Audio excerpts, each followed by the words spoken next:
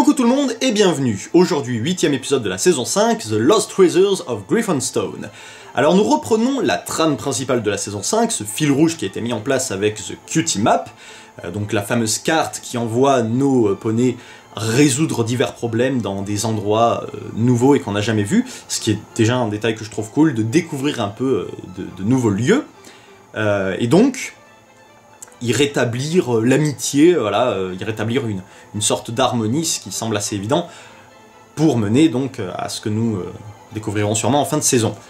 Du coup, dans cette histoire, Rainbow Dash et Pinkie Pie sont envoyés au royaume des Griffons, chose que j'attendais depuis très longtemps. Alors, si vous vous intéressez un peu à l'univers étendu de My Little Pony, il y a plein de bouquins, il y a les comics, bon, après il y a les fanfictions, enfin il y a plein de choses.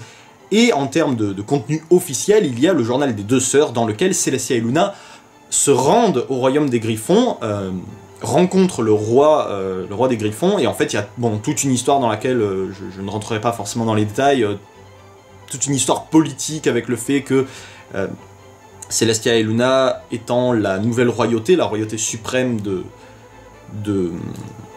d'Equestria, elles doivent se mettre d'accord. En fait, il y a toute une histoire de fédération avec les autres groupes, voilà, les diverses zones. C'est-à-dire qu'évidemment, il y a par exemple le royaume de cristal qui est régi par quelqu'un. Elle-même, donc l'impératrice, est elle-même régie par Celestia et Luna. Le royaume des Griffons est lui-même régi par Celestia et Luna. C'est la puissance suprême donc de toute Equestria.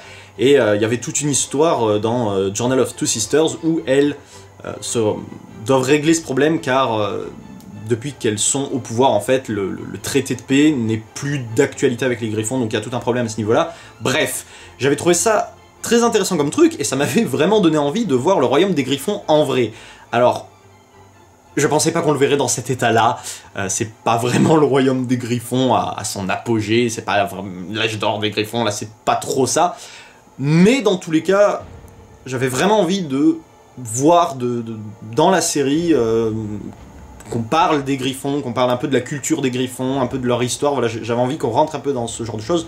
Donc à ce niveau-là, j'ai été très satisfait de cet épisode, et ainsi, il se trouve que c'était déjà quelque chose de bien.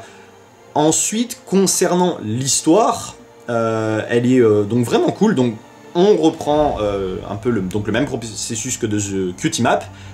Un problème se présente et il faut le régler, donc c'est une histoire en fait, c'est de voilà, ramener l'amitié dans ce lieu. Du coup, pour l'histoire, très intéressante, comme je l'ai dit, j'aime beaucoup l'aspect plus culturel du truc, et bah, c'est une bonne aventure, c'est bien sympa, c'est des quêtes, quoi, je trouve ça assez cool. Pourquoi juste Rainbow et Pinkie ? Je pose même pas la question de pourquoi spécialement eux deux en particulier, je sais pas trop, mais pourquoi ne pas envoyer tout le monde à chaque fois ? Je suppose peut-être qu'indirectement c'est pour que, je sais pas, il y ait des teams et qu'ils fassent équipe et que du coup ça force peut-être des liens entre nos personnages. Je sais pas exactement. Ou alors c'est une facilité scénaristique, ça c'est pour faire la blague. Non, je sais pas vraiment, mais bon, pourquoi pas. Mais du coup c'est bien, ça permet également peut-être de plus se centrer sur des personnages principaux en particulier. Ça peut être intéressant également. Et nous revoyons le personnage de Gilda qui, pareil, tout comme Trixie par exemple, est un personnage que j'espérais quelque part qu'on revoie un jour.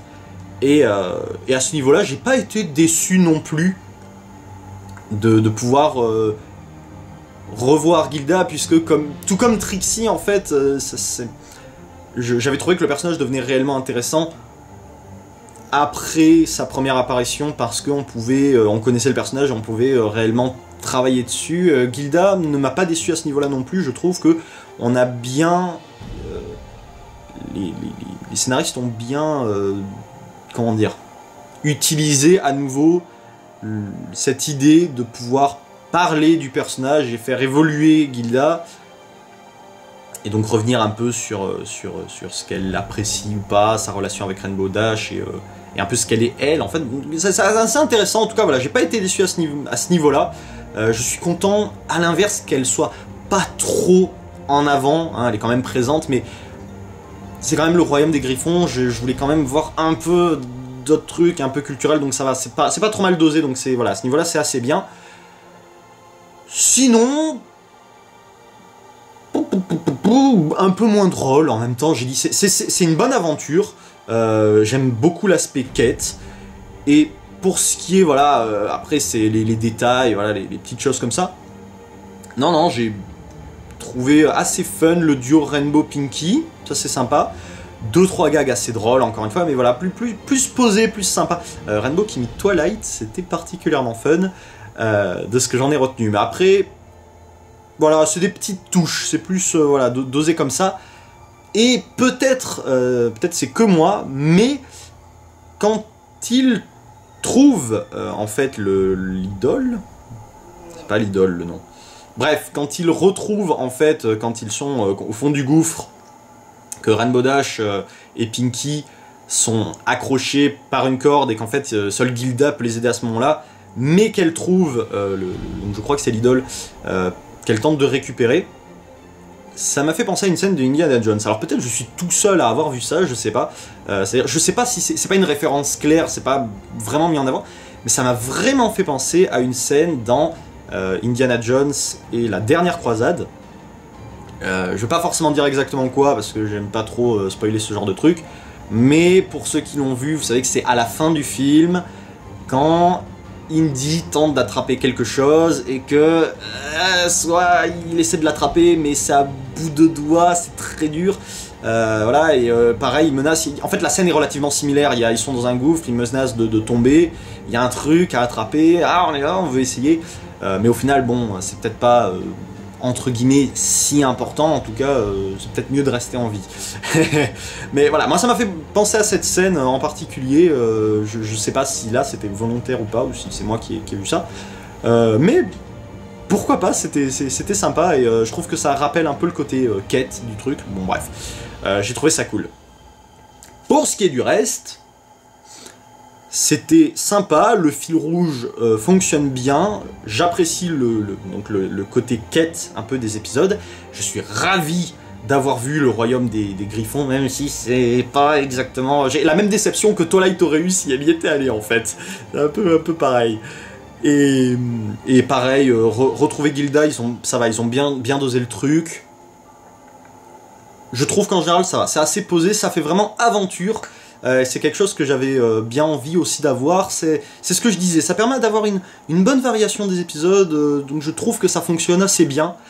Et je viens d'y penser, cette petite note, un truc qui m'a fait hurler de rire, c'est quand Pinky dit qu'elle va chanter et que Gilda lui répond que c'est interdit de chanter dans le coin, et du coup elle dit là mais genre comment vous faites sans comédie musicale? Elle fait ouais, c'est ce qui nous manque le plus, les comédies musicales. Et ça c'était vraiment très drôle.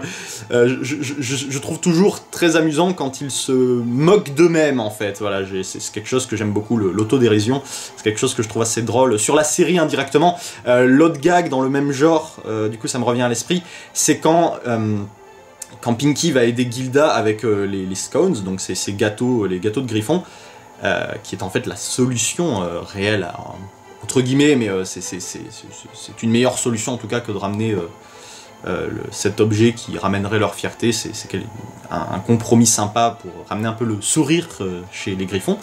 Et en tout cas, c'est quand elle dit il manque quelque chose dans ces scones, et elle lui dit ah quoi, de l'amitié, et qu'elle dit bah non, de la levure.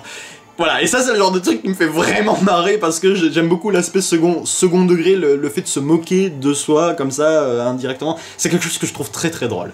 Mais voilà, c'est plus par petites touches et c'est quelque chose que j'aime bien, très bien dosé, très sympa.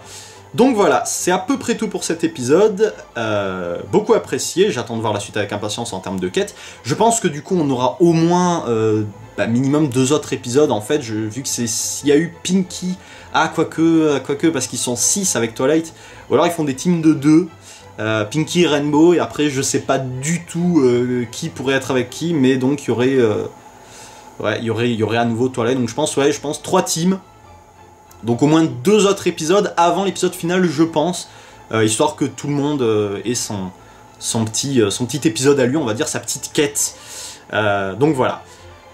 C'est à peu près tout. J'espère que l'épisode vous aura aussi plu que moi d'ailleurs. Et du coup, je vous dis à la prochaine pour l'épisode 100. Et d'ici là, n'oubliez pas, restez vous-même.